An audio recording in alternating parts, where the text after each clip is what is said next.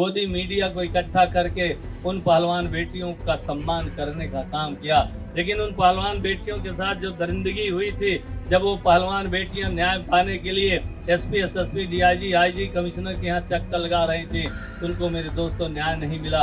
FIR बड़ी मुश्किल से दर्ज हुआ, न्याय नहीं मिला। तो बेटियां न्याय पाने के लिए नई दिल्ली जंतर मंतर पे मेरे दोस्तों, मेरे भाई बहनों, वो धरना दिया, आंदोलन कर रही थी। उसी दिन माननीय प्रधानमंत्री जी नए संसद का उद्घाटन कर रहे थे और इधर जो है दिल्ली पुलिस उन पहलवान बेटियों के बाल को पकड़कर नोचने, घसीटने, अपमानित करने का काम किया। आज डबल इंजन की सरकार है केंद्र में, और केंद्र में जो भी श्री नरेंद्र मोदी जी ने वादा किया था, आज तक वो वादा पूरा नहीं हुआ। जो देश और प्रदेश की जो ज्वलंत समस्याएं हैं, जो ज्वलंत मुद्दे हैं, उन ज्वलंत मुद्दों पर कभी भी बीजेपी ने बहस नहीं कराई, चाहे पार्लियामेंट हो, चाहे विधानसभा हो। और जो गोदी मीडिया है, जो एंकर स्टूडियो में जो बहस करते हैं, वो भी उस पर नहीं कभी चर्चा कराए। अगर चर्चा कभी होती है तो हिंदू, मुसलमान और मंदिर मस्जिद धार्मिक उन्माद फैलाकर हमारे बीच में नफरत की बीज बोकर ये वोट के सौदागर हैं। इसलिए इन वोट के सौदागरों को हमें हटाना होगा। उन्होंने कहा अच्छे दिन लाएंगे, तो हमारे खराब दिन आ गए। अच्छे दिन किनके आए? वोट देने वालों का खराब दिन आया, अच्छे दिन उनके आया। चंद पूंजीपतियों का कर्ज लगभग कितना माफ किया गया? लगभग 25 लाख करोड़। ये अदानी, अंबानी सहित 27 पूंजीपति घरानों का कर्ज माफ किया गया। और जो वोट देने वाला है, जो किसान है, गरीब है, मध्यम वर्ग है, अगर उसका ये भाजपा सरकार 2 लाख करोड़ कर्ज माफ कर दिए होते तो आज पूरे देश का किसान कर्ज मुक्त होता। लेकिन मेरे दोस्तों, ऐसा उन्होंने नहीं किया। ये दो समस्याएं बहुत ज्वलंत है, बहुत गंभीर मुद्दे हैं। बहनों, मैं आपसे कहना चाहता हूँ, अरे भाई, ये कैसा बेटी बचाओ बेटी पढ़ाओ का नारा है?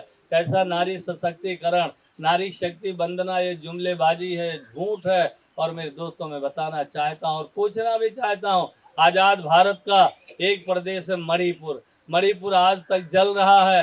जिन पहलवान बेटियों ने पूरी दुनिया में भारत का नाम ऊंचा किया, तिरंगा झंडा लहराने का काम किया, जब वो पहलवान बेटियां गोल्ड मेडल लेकर भारत आते हैं, तो हमारे माननीय प्रधानमंत्री जी गोदी मीडिया को इकट्ठा करके उन पहलवान बेटियों का सम्मान करने का काम किया। लेकिन उन पहलवान बेटियों के साथ जो दरिंदगी हुई थी, जब वो पहलवान बेटियां न्याय पाने के लिए SP, SSP, DIG, IG, commissioner के यहाँ चक्कर लगा रही थी, तो उनको मेरे दोस्तों न्याय नहीं मिला।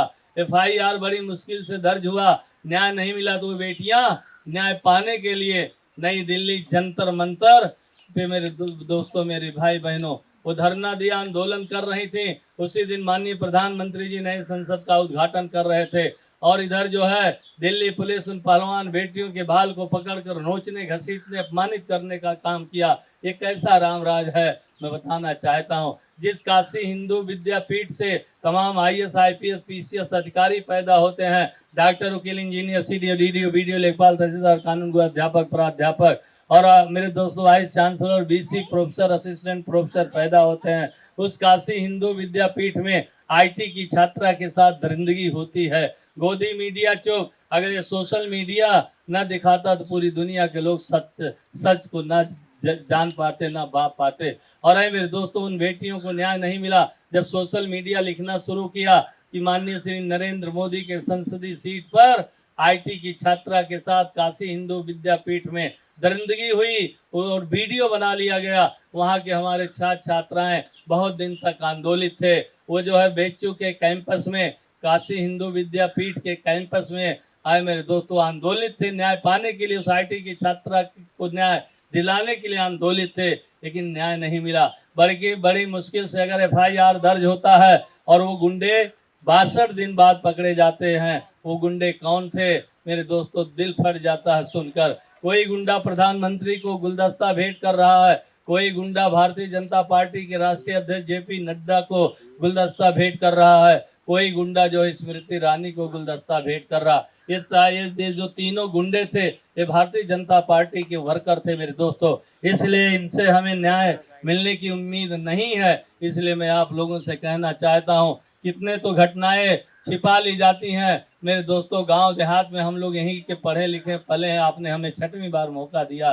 तमाम घटनाएं थाने तक आती है और ये पुलिसकर्मी जो है, थाना अध्यक्ष जो है, पीड़ित पीड़ित बेटी, पीड़ित महिला के ही मेरे खिलाफ जो है घर वालों को दबाव बनाकर और जबरदस्ती जो समझौता कराने का काम करते हैं। यहाँ थाने में न्याय के लिए जाते हैं तो हमें न्याय भी नहीं मिलता है। अभी जब चारों चरणों के चुनाव का रुझान आया, इंडिया गठबंधन आगे है और मेरे दोस्तों इंडिया गठबंधन आगे है, इंडिया गठबंधन आगे है और मेरे दोस्तों ये भारतीय जनता पार्टी पीछे है। इसलिए मैं एक चीज और कह के जा रहा हूँ मेरे दोस्तों, आज हमारे प्रधानमंत्री जी हर क्षेत्र में तो फेल हो गए, जितना वादा घोषणा किए थे सब फेल हो गए, सब झूठ साबित हुआ।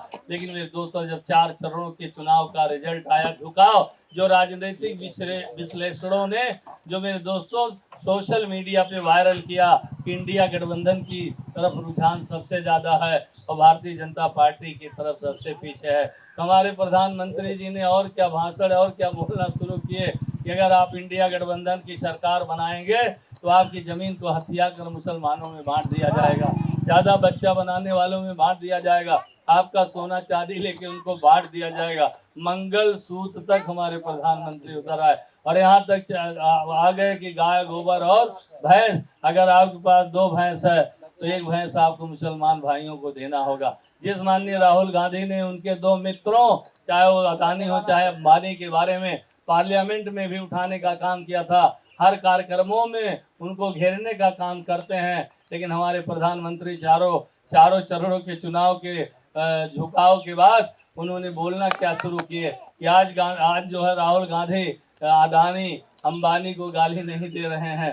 क्यों नहीं दे रहे हैं कि अदानी अंबानी बोरे में नोट भरकर टम्पू से राहुल गांधी के घर भिजवा रहे हैं। अरे माननीय प्रधानमंत्री जी, आपको मालूम है कि टम्पू पे नोट लग के जा रहा, तो आपकी ईडी क्या कर रही, सीबीआई इनकम टैक्स क्या कर रही है? अरे उसको लगाओ ईडी वालों को, तो पता लगेगा को काला धन नोट भाजपा के कार्यालय में जा रहा कि राहुल गांधी के घर जा रहा। इस तरह जो है देश को गुमराह करने के लिए मेरे दोस्तों हमारे बीजेपी के शीर्ष नेतृत्व, उनको कुर्सी से मतलब है कि आज पूरे देश की जनता आक्रोशित है, गुस्से में है और इनको सबक सिखाने के लिए इंडिया गठबंधन के उम्मीदवारों को बड़े पैमाने वोट देकर इनकी सरकार को उखाड़ फेंकने के लिए और इंडिया गठबंधन की सरकार बनाने के लिए आज अग्रसर है। वो इंतजार कर रहा कि हमारे लोकसभा के चुनाव की तारीख कब आएगी।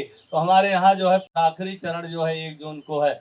अपने नौजवान भाई बहनों से, आए नौजवान भाई बहनों उठो जागो, ये देश आपका है, ये प्रदेश आपका है, इस देश प्रदेश में अमन चैन शांति हो, भाईचारा हो, कानून का राज हो, चौमुखी विकास हो, सभी जातियों का सम्मान हो, सभी धर्मों का सम्मान हो, आरक्षण सुरक्षित हो, संविधान सुरक्षित हो और मेरे दोस्तों बहन बेटियों की इज्जत सुरक्षित हो। इंडिया गठबंधन की सरकार ने बहुत वादा किया है, वादा तो इनका पूरा नहीं हुआ, किनका? माननीय मोदी जी का, माननीय अमित शाह का। तो हमारे नेता ने कहा इंडिया गठबंधन ने जो तय किया है, अगर सरकार बनती है तो किसानों का संपूर्ण कर्ज माफ होगा। अभी हमारे अध्यक्ष जी ने थोड़ा चर्चा किया और मेरे दोस्तों जो हमारी गरीब बहनें हैं उनको 3,000 प्रति माह जो है पेंशन मिलेगा और जो घर की महिला गरीब परिवार की जो मुखिया होगी उसको 8,500 लगभग 1 लाख रुपया हर साल मिलेगा। जो हमारे शिक्षित युवा बेरोजगार भाई हैं उनको भी 1 लाख रुपया देने के लिए इंडिया गठबंधन ने तय किया है अगर इनकी सरकार बनती है। और जो कृषि हेतु जितने भी उपकरण और जितने भी चीजें आती हैं, खाद बीज कीटनाशक दवा रासायनिक खाद या कृषि यंत्र, वो जीएसटी फ्री होगा। और इतने नहीं मेरे दोस्तों, हमारी सरकार ने फैसला लिया है जो आशा बहुएं हैं, मिड डे मील है और जो हमारी कार्यकर्त्री हैं ये आंगनबाड़ी, ये अपने मानदेय को बढ़ाने के लिए लखनऊ जाती हैं, लाठी मिलता है मानदेय नहीं बढ़ता है। लेकिन हमारी इंडिया गठबंधन ने तय किया है कि अगर हमारी सरकार बनती है तो आशा बहुएं, मिड डे मील और जो है जो कार्यकर्त्री आंगनबाड़ी, इनका जो मानदेय दुगना किया जाएगा। अगर इनको 10,000 मिल रहा है तो इनको 20,000 रुपया जो है इनकी सैलरी बढ़ाई जाएगी।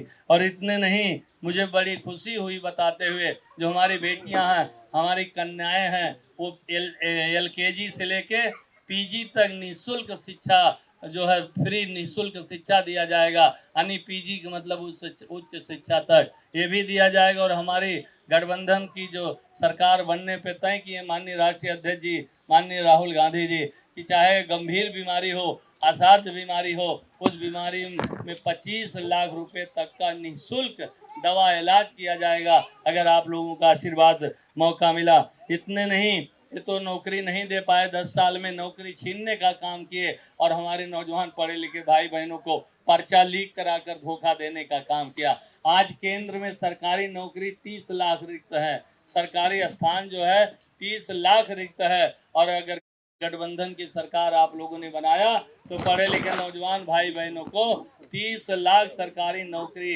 देकर और रिक्त स्थान भरने का काम किया जाएगा। इसके साथ साथ मनरेगा की मजदूरी 450 रुपया प्रतिदिन होगा। और जो राशन कार्ड, और सुन ले बहनों के काम वाले, जिनके पास राशन कार्ड है उनको 500 रुपया जो है मोबाइल रिचार्ज के लिए दिया जाएगा। इन्होंने तो 5 किलो अनाज दिया है, लेकिन हमारी सरकार बनने पर अपनी बहनों को 10 किलो अनाज फ्री दिया जाएगा। और उसमें जो है चीनी भी, चाय पत्ती भी रहेगी और अरहर की दाल, कड़वा तेल भी रहेगा। इतने नहीं, हमारी सरकार ने और फैसला लिया है मेरे दोस्तों कि ये 10 किलो राशन के साथ साथ कि जो सिंचाई होती नहर से, सरकारी ट्यूबवेल से, वो भी माफ किया जाएगा। और 300 यूनिट बिजली फ्री दी जाएगी। और हमारे महबूब नेता श्री अखिलेश यादव ने 2012 से 2017 के मुख्यमंत्रित्व काल में जब सरकार थी तो तमाम जन कल्याणकारी योजनाएं चलाकर